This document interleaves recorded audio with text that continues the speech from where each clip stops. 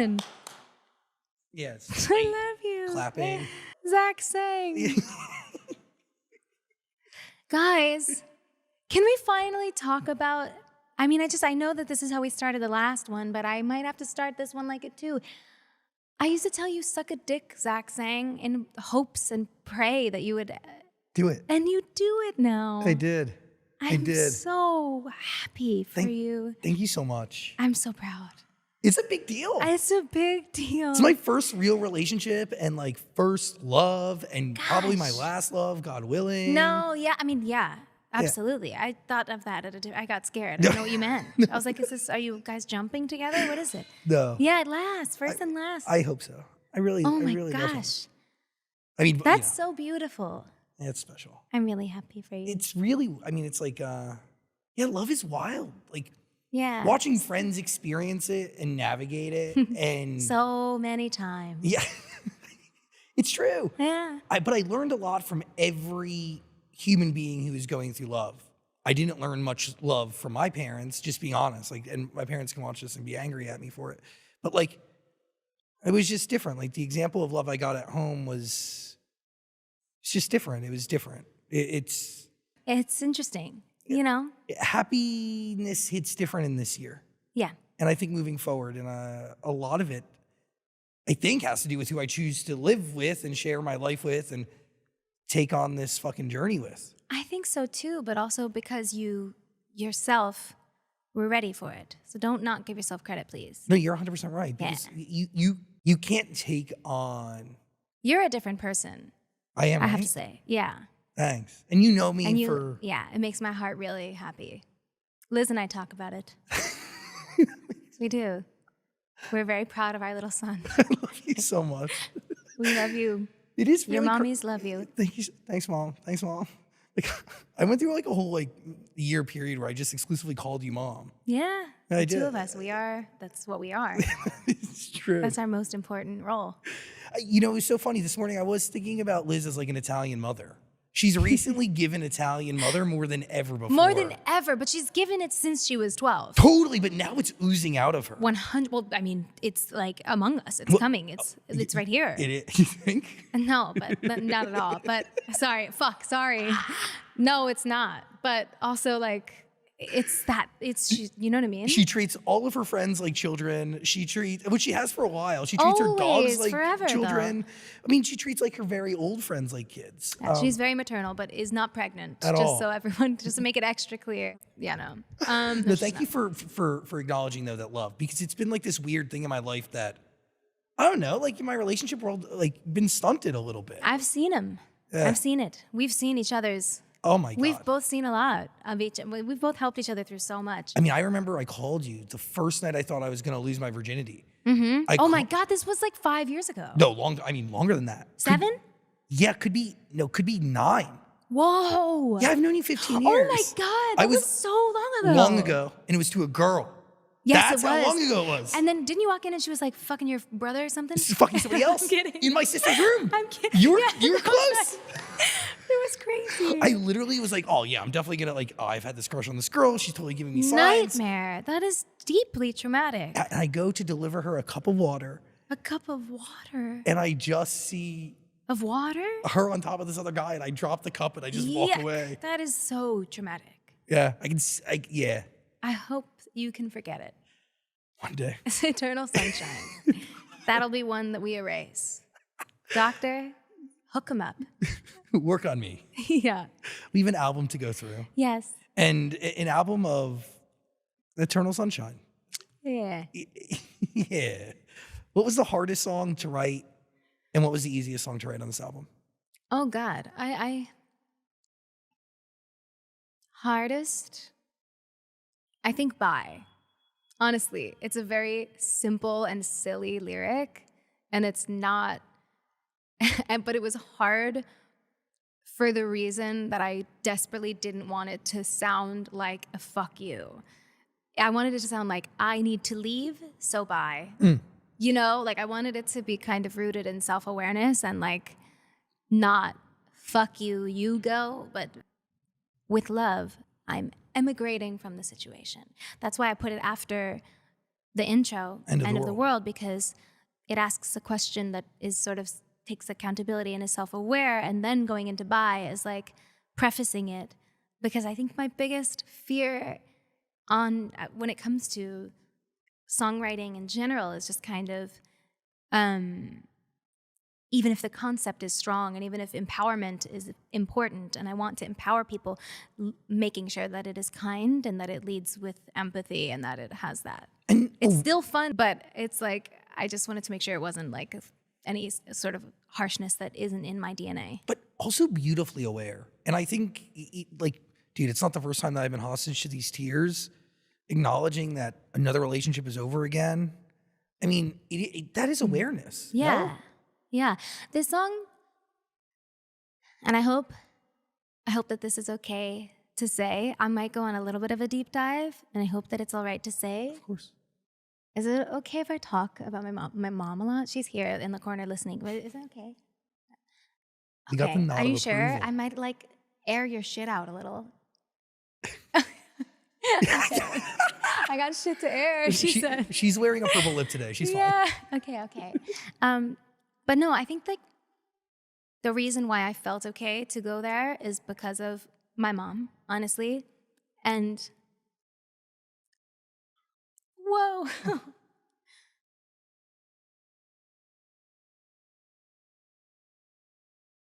Sorry. Oh.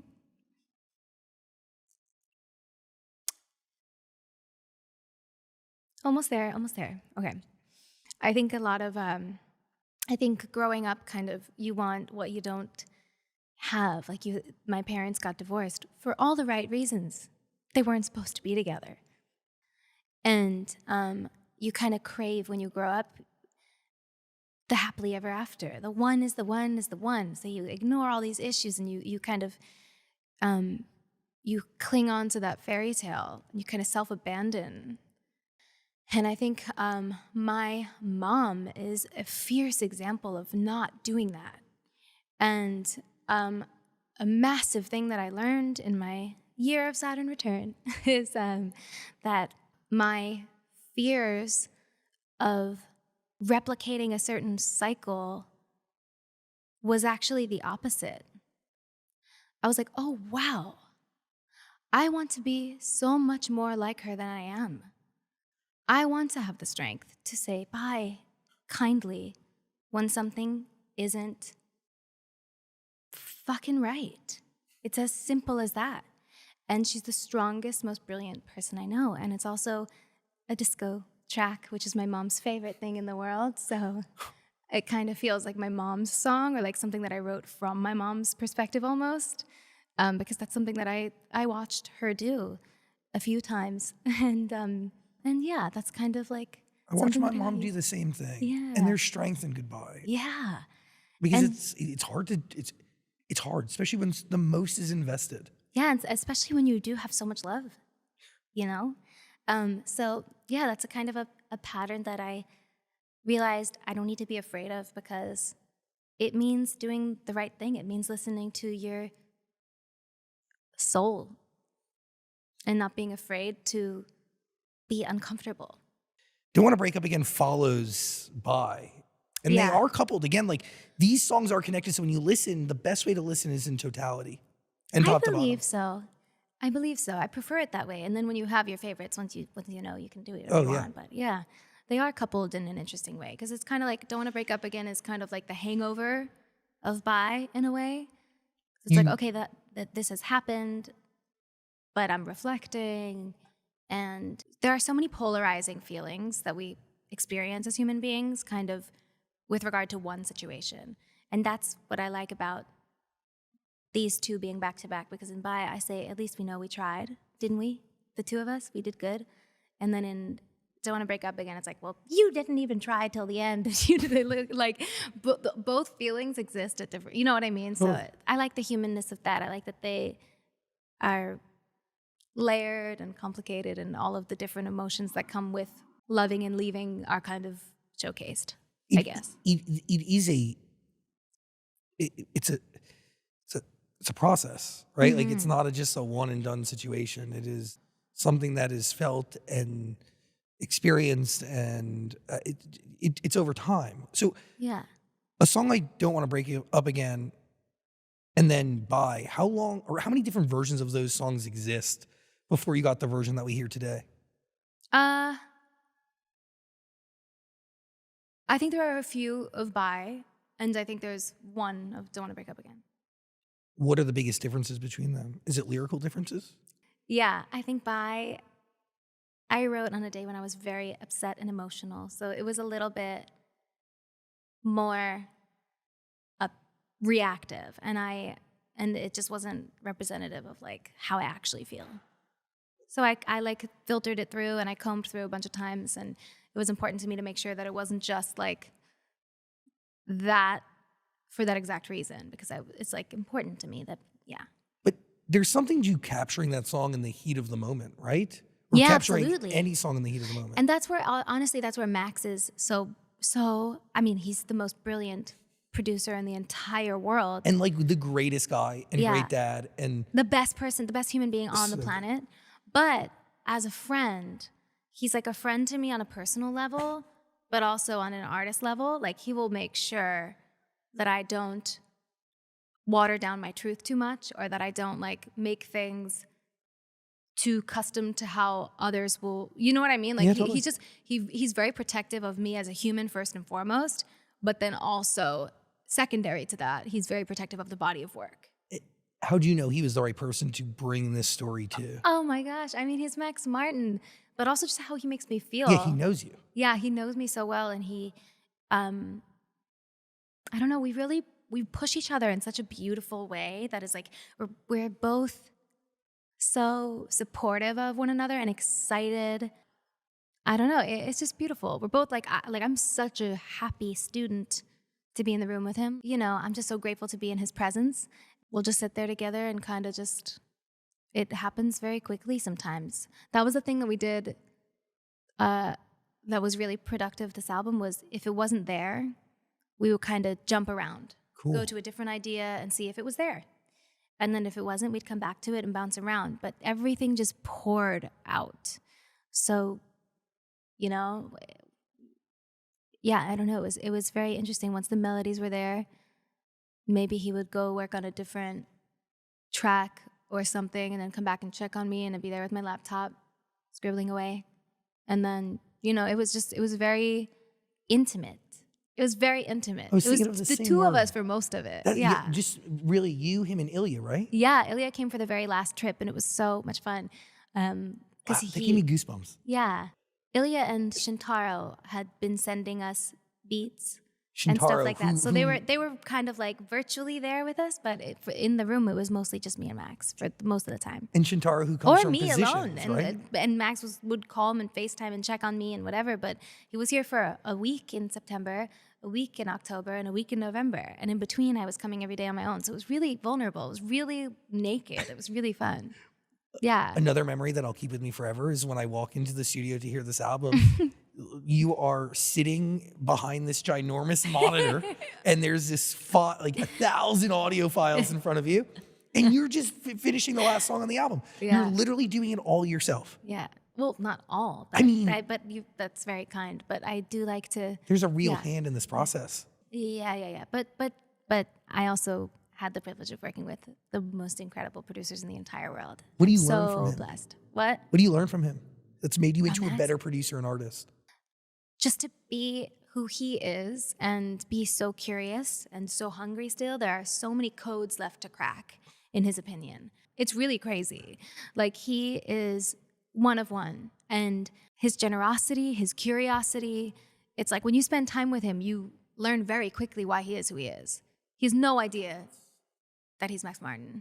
And it's my favorite thing in the world, because it's the thing that he lives for. He loves it so much. We spent so many long days working on this album together, just he and I. And it's just such an honor to get to know him in that way, and also even become closer as friends after 12 years of knowing each other, this is like the most time we've spent together. We went to shows. We went to like little dinners. We would walk to work every day in the morning. We walked the high line. Oh, that's so sweet. Yeah, all the way. Like it was so much fun. We walked together every single day.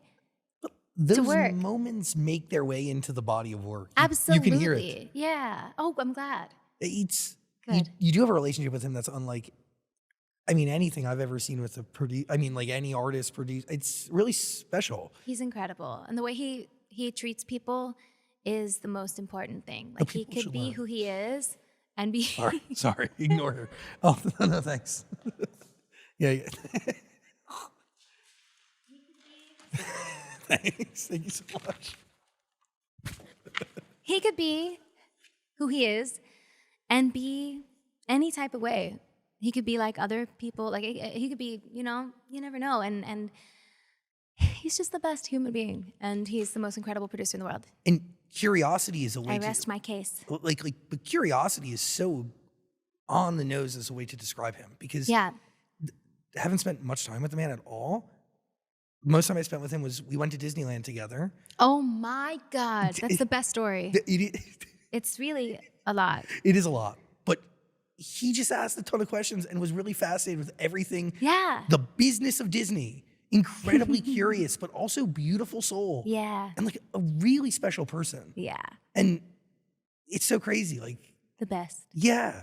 But there's something to that humility that allows Him to be the best creator in the world. exactly. He's so brilliant because there's no ego in it for him. Does that make sense? 100%. You're allowed to grow and learn so much more when you're not obsessed with optics and being right. You know what I mean? Accolades, he doesn't even know. ego. He's just curious. Yeah, he's just brilliant. That's really, that being said, what does going #1 mean to you, right? Oh my 'Cause God. that is an accolade. That's a feat that's the first time done this year, going direct to #1, having a #1 debut. Yeah, I mean, it's like such an incredible honor, and my fans are to thank, and they are the most incredible people in the entire world. And I'm just like, I'm so grateful. I try not to put too much weight in those things. We've talked about that a lot, but when it happens, it's really special, and I like will always celebrate it when it does happen, even though it's like not, of course, at all what matters, but it's special, and I just am grateful because it also just speaks to how many people it resonated with, yes, and also to just my fans and how incredible they are. It's because of them. And also, I'm glad because then now they have that, and that matters a lot to them. Why was Yes and the right first single to introduce this entire story? I think Yes and is the one that lives on its own. And I also think it just kind of sets the tone by saying everyone has shit going on that you don't know about. And you know that too. You know? Totally. So just shh. Does that make sense? 100%. And the Like- proper tone for this album. Yeah. It's really funny because like that is the message of the song. And then people share things on Instagram, like inspirational quotes that are like, you never know. Don't judge a book by the cover. And, it's just such a funny duality with the internet, how people can be so toxic positive, and then the next tweet is the meanest thing I've ever read in my entire life, or the next whatever it is.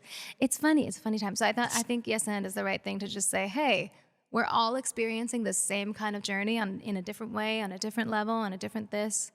And I liked it because it's also just expressing a whole bunch of feelings that I've had for the past forever of my career.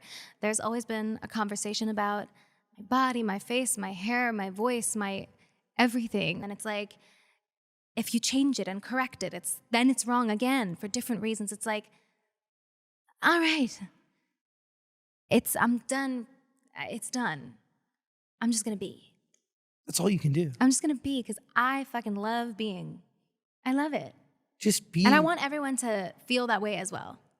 Oh, resonates with literally everybody. Bless and release and, yeah, shimmy. Why was Mariah Carey the right person to remix this song or feature it? Oh my God, because she's the queen of my life. The reason I sing, Is that true? absolutely. Yeah. She's my number one vocal inspiration. Obviously, You did it. she's mother. That is mother. That's real mother. I remember, I'm pretty sure I had a physical CD of Ariana Grande covers. Emotions. And Emotions was one of them. 100%. Diamonds was another one. But That's great. We're That's Only great. Girl in the World. There's Shut like up! I Oh my remember this God. fucking, Joe knows. Yeah, I remember this fucking CD. No, but I mean, I bumped it.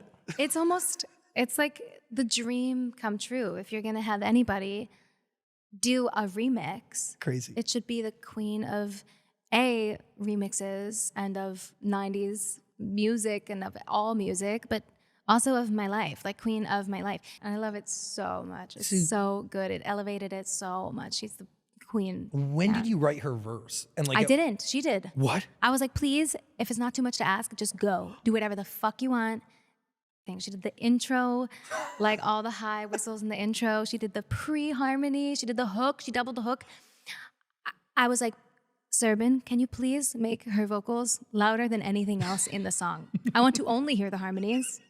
I want to only hear her ad-libs. I want to be in the background, as quiet as humanly possible. It's my heaven. She did the whole bridge, all these ad-libs. Oh my God, it's just so surreal. What an honor, my God. That's really special. It's so special. And I feel like a song that, I don't know, I mean, it resonates with everybody, but also, yeah, to have someone who, oh my gosh, has probably felt this way in her career, I would imagine, so many times, you know? The queen of just kind of rising above it all, and to have her grace it, oh my God. Can you genuinely tell me what it's like to have respect from people you have idolized in this lifetime? Because it doesn't stop with Mariah Carey. Like, and this is not the first time you've worked with Mariah Carey. Like, Kristen Chenoweth being another just off the top of mind. Dude, Aretha Franklin when she graced this planet. Yeah. There's so many incredible artists that show you respect and appreciation. It's something we never talk about because, again, it's like our relationship is mostly rooted in human Ari. Yeah. But what is it? Is that validation? What is it? It's validation. It's surreal. It's like, it doesn't compute. Like, I can't really hold it all. It's very surreal. And it's just like, I don't know. I'm very grateful. I'm very grateful for so many of my idols and inspirations to embrace me, or to have embraced me the way that they have. And it just feels very surreal. I don't know. Real recognizes real. Like the greats have the ability to recognize that in somebody else. It's crazy. It's surreal. It is. By the way, a remix of Yes and with Mariah Carey came around. Crazy. It's wild. All right, back to the album. Saturn Returns is really what's next on my list because it goes end of the world, where you're questioning things, into buy, into don't want to break up again. And then there's this change, this shift, sonically too, to a certain degree. Yeah. But there's still disco elements that come through the rest of the album. Why was that moment the right place for an interlude, a shift? For an interlude? Yeah, because that's what Saturn Returns really is. Yeah, right? yeah. It's a really tiny interlude. But I think it just sort of, Eternal Sunshine feels like a wake-up moment, sort of like a pivotal moment in the story. And the Saturn Returns coming right before it, just kind of with the wake up, it tells you to wake up. I don't know. It just felt like setting up the rest of the album in a way. I don't know. Who is speaking? Diana Garland. She is an astrologist. My dear friend Will Loftus, who choreographed Yes and, who I met on Wicked. He's one of the associate choreographers. When we met, it was like the most cosmic collision. And he sent me that vocal that he like chopped and put together. And he was like, this made me think of you. And then Ilya put orchestration under it. And I was like, I hope it's okay that this is going on my album. And he was like crying. What Yeah. does astrology? And I was crying too. The role of astrology in your life has meaning, right? Yeah, for sure. I mean, even tarot cards. When I went to the Yeah, yeah, studio, yeah. you gave me a reading. You've been doing readings on set. Yeah. What do you look to astrology for? Is it understanding of what you're going through? Is it an understanding of what will be? Yeah, I think it's kind of a tool to help us hear what we need to hear sometimes and kind of look forward with hope and awareness, and also reads us for filth sometimes. Sometimes we need to hear it, and just looking to something bigger than us to kind of help us make sense of it. Does that make sense? Totally. By the way, if you don't know what it is, and we explained it, in part I'm one. sipping a hidden coffee. Go ahead. Go on. Go ahead. Talk.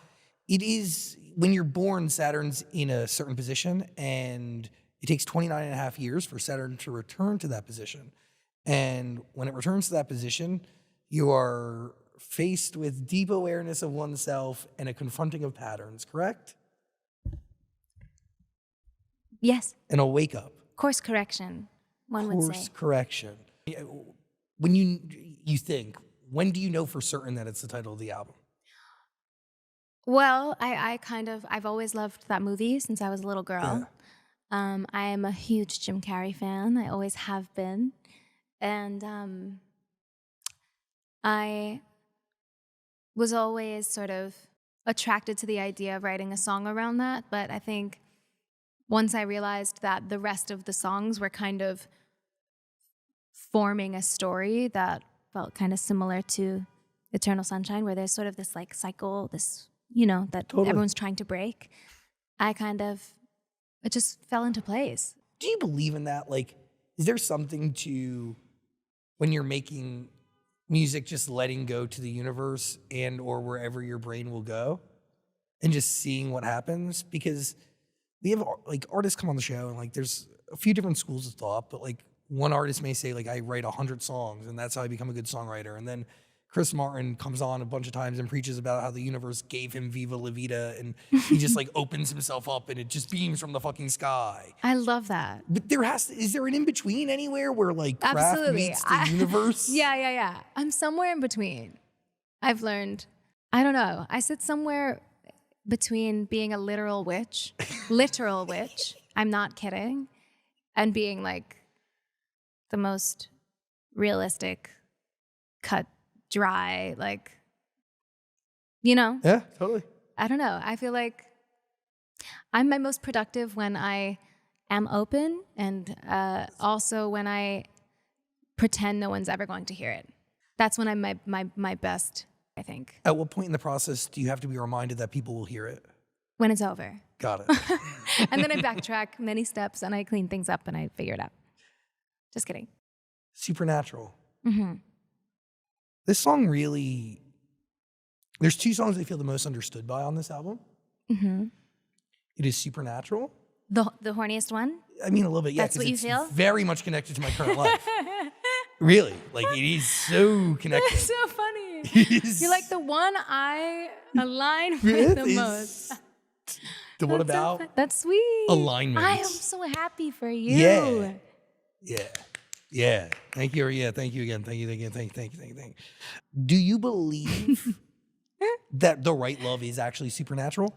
What the fuck are you talking about? That's where I'm at right now in life. That's beautiful. Thanks. I love that. Thank you. It's really special. Yay. It is a special place.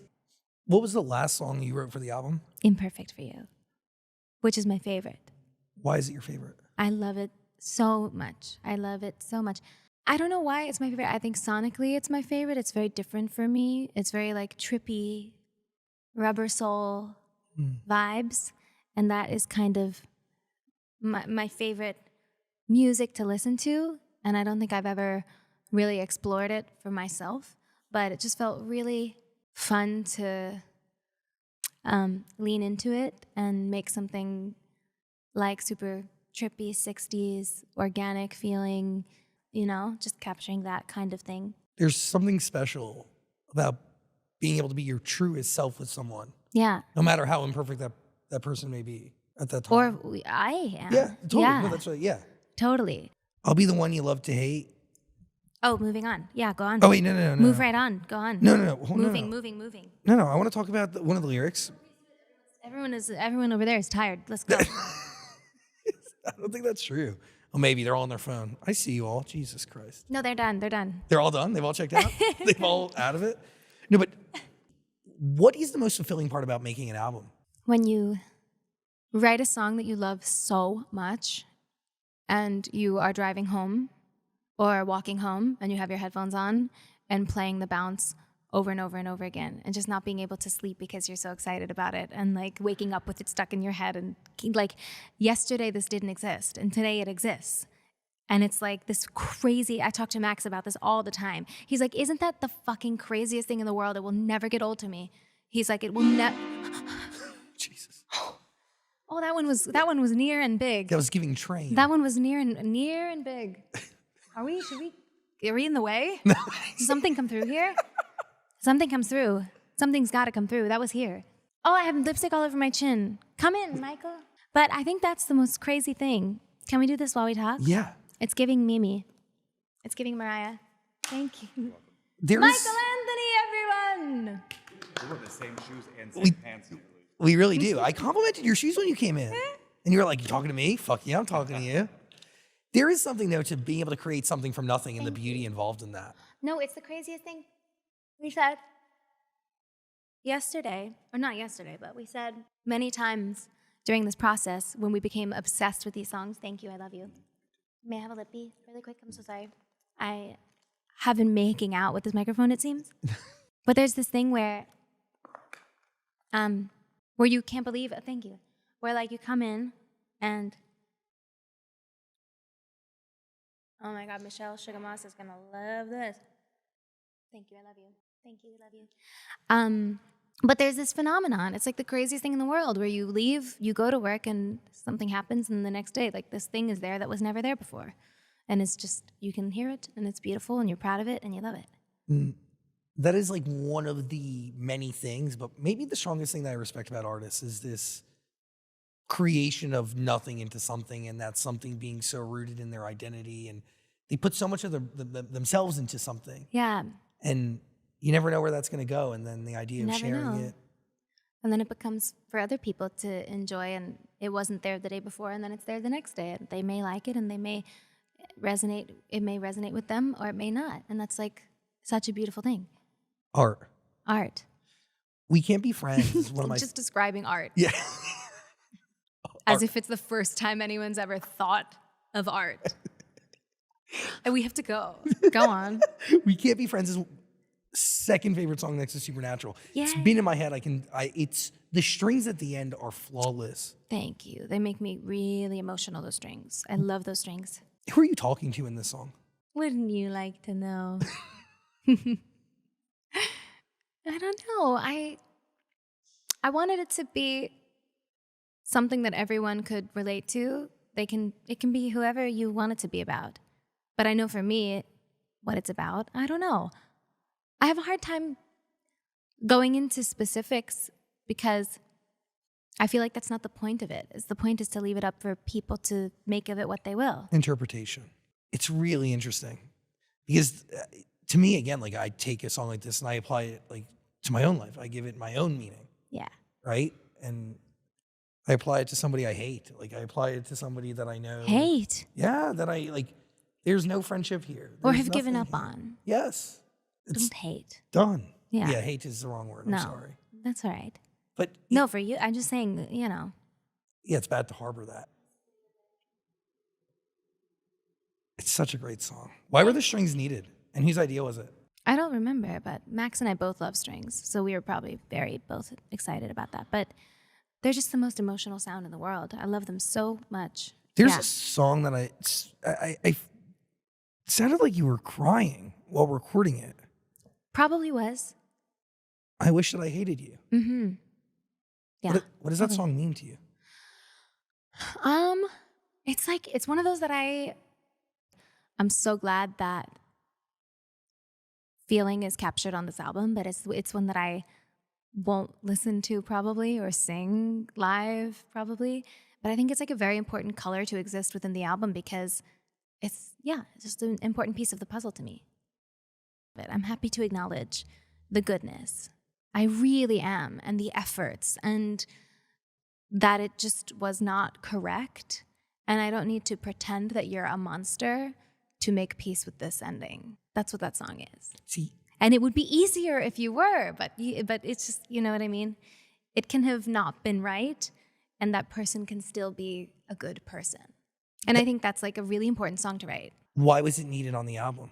Why? What part of the puzzle did it complete? Well, I think it completed the songs, the family of breakup songs where I wrote from a more hurt or upset place. And it's from a more aware and grieved place where it's like, oh, I can give credit and, you know, make peace with this and not carry that version of you that I had when I was upset. I don't need to carry that version. Yeah. That's beautiful. It's a beautiful thing to And it's like, come to terms with. yeah, it's like grieving would be so much easier if we hated a person. It's like good riddance. But no, capturing the complexity of like what happens if I don't is imperative, I think. It's protective as well. How so? But exactly what you're talking about. I think people perceiving it and thinking something about these are just songs, but the way people sensationalize things, you know, it's protective as well. Was there a moment where you realized that this album has the ability to take on a whole life of its own that you can never even really imagine? Because it does. Like every piece of art has the ability to be bigger than one person, right? Mm-hmm. And live a life of its own. That's kind of happened to me many times in my life with art. I don't know. I feel like a lot of the times things have become so much bigger than me as a human and kind of gotten ahead of me. And a lot of when I was younger was me trying to like chase after and catch up. And I don't know. So maybe it's, I don't know. It's something I try not to think about anymore in order to continue creating. Otherwise, if I think about it, I will stop. Yeah, because it's debilitating. And It's overwhelming. debilitating, absolutely. I try to keep it from my brain as much as possible so that I can continue. Thank you. Let's pick things up a bit. It's getting a little heavy in here. I'm sorry. It's all right. Not your fault. You didn't write the album. Go on. I'm aware. Go on. I can take it. Oh, boy's mine. I made this bed. I will lay in it. It's not true. Go on. You talk about Imperfect for You being your favorite song on the album. Yeah. Is there a song that you wish wasn't needed to tell this story? No. I love Imperfect for You so much. Sorry. No, tell me why though. I think that there's, in this day and age, am I 900? In this day and age, we do a lot of like boiling things down to a 10-second TikTok or a headline or a little cherry-picked quote from something. We do a lot of like stripping of humanness and erasure of context. And I think that even a simple lyric like Happy Disaster is like making space for all of that to exist within one song and one idea and one thought. And every moment of our lives contains multitudes of feelings, of thoughts, of good and bad and wicked and goodness. And, you know, that's also kind of what Wicked is about as well. It's an example of how people become what they are and how things get to where they are. There's a lot of erasing of the how and why these days. Totally.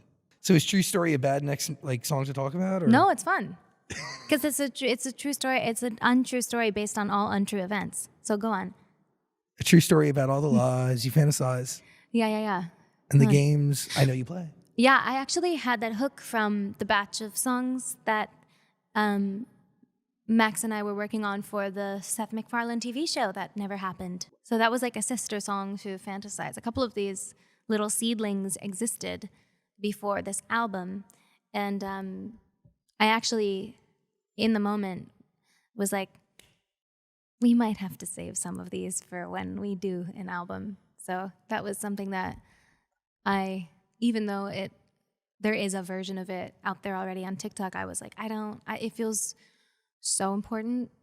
I love it that much that I kind of want to reclaim it and make out of it what I wanted to originally. I didn't want to like let them win in that way, I guess. What are the biggest changes between what people have heard of that song and what we're getting now? Oh my goodness, everything. The production, the vocals, the lyrics, the everything. It was just like a shell. It was a seedling back then. It was a song about something completely, entirely different. I don't even remember that one anymore. Can you explain to me your strategy and process when it comes to vocals and what songs require what types of vocals? Yeah.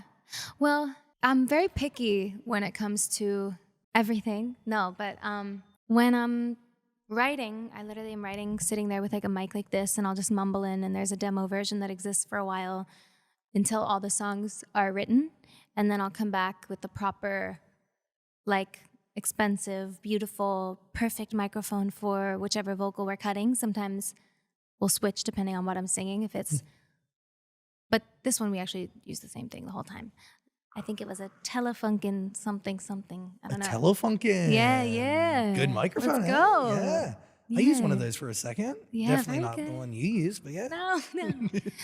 But yeah, and then I don't know, I'm very discerning and weird when it comes to my vocals because I often don't sing as much as I can sing on something because for me it has to feel emotional and it has to feel honest. I don't like to just like sing for the sake of singing.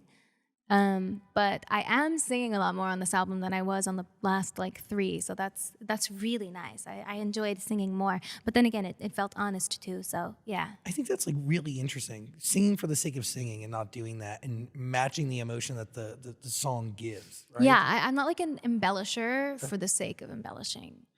But you spend a lot of time manipulating is the wrong word, but like layering and Yeah, texturizing that is my these vocals. favorite thing about that to me, because it's not like just singing. That's the voice as an instrument.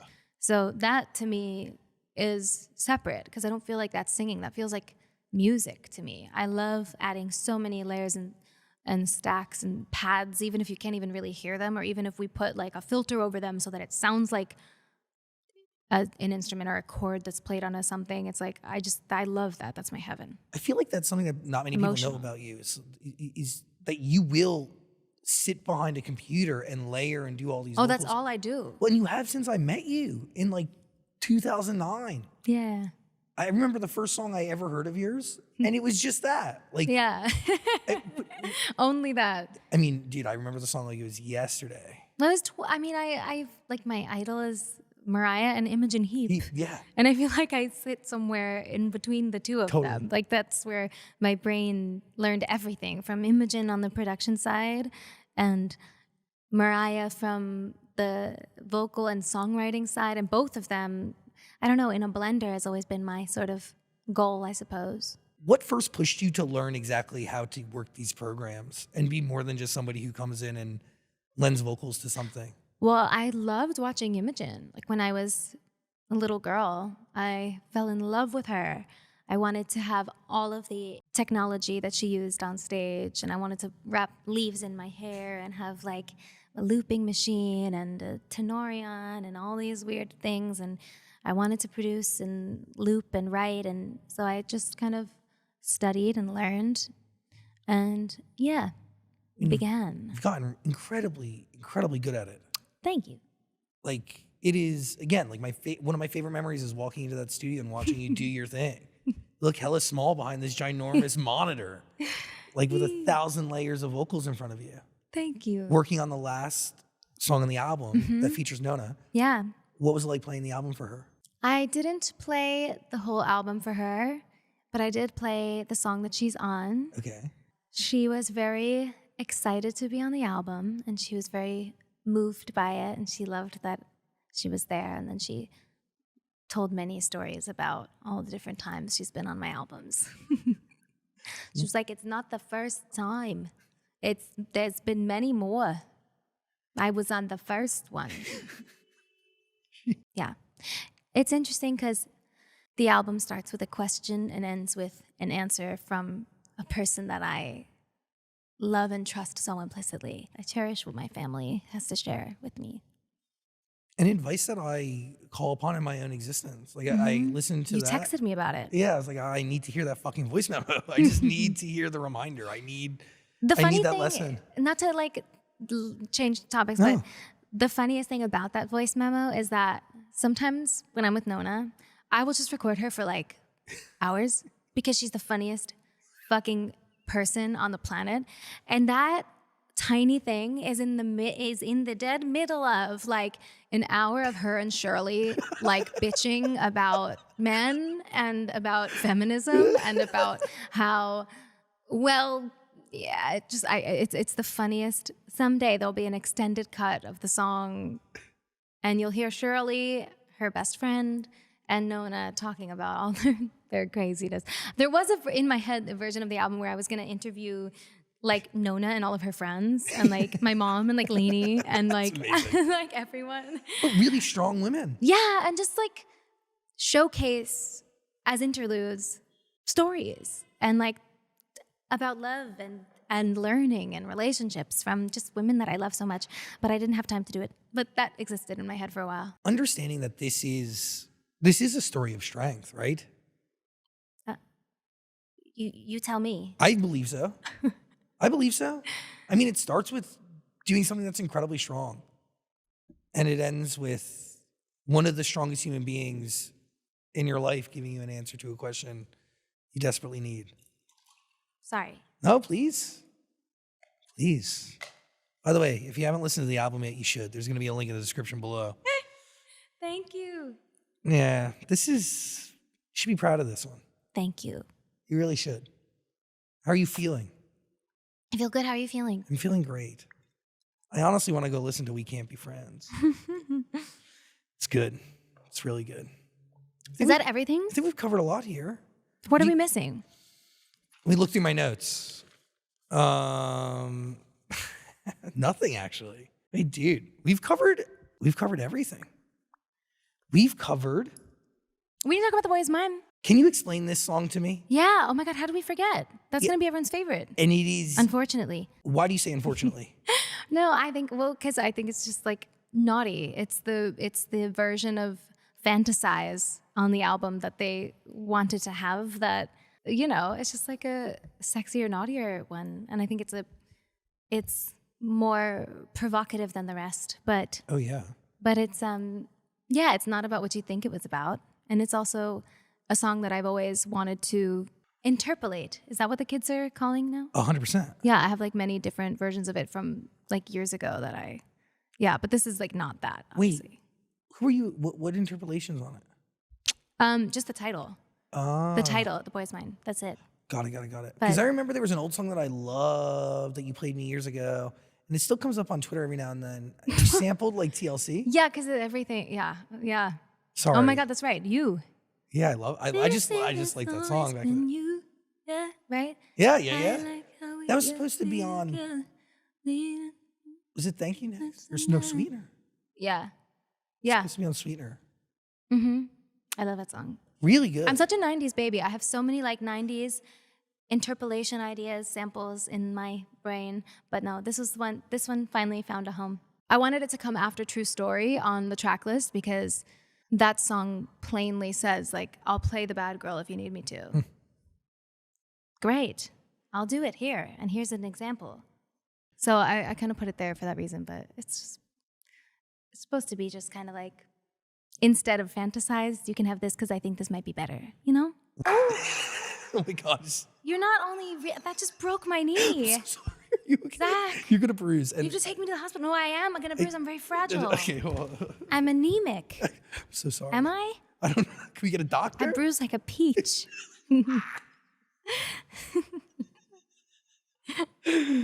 Okay, we'll move on, right? Yeah. That'd be great. That'd be super fun. Cool. The stars, they align, baby. Stars, they align. They did. Ah. They did. I feel like we've covered a lot. As Chris Martin said. Can you do a tarot card reading for me? Oh my God, I wish I brought them. Yeah, what is What are you just walking around set looking to do readings Every for people? day. No, they come to me. Oh, interesting. They come to me. You are a witch? I am indeed. The witchiest witch. Something happened recently that I actually couldn't wrap my head around. I need to remember it. I need to remember it. I mean, to be fair, you couldn't wrap your head around it. So It was the witchiest thing. Yeah, I couldn't, and I didn't. I forgot it. clearly you just had to keep Wait, going. there was something really witchy. Oh, Jim Carrey's birthday. Thank you, Mom. I announced Eternal Sunshine on Jim's birthday, and I didn't fucking know it was his birthday. You channel Jim Carrey in so many ways, and you What? have for so long. I mean, like his movies and his art exist subconsciously within you. I as thought you meant just like just in my vibe.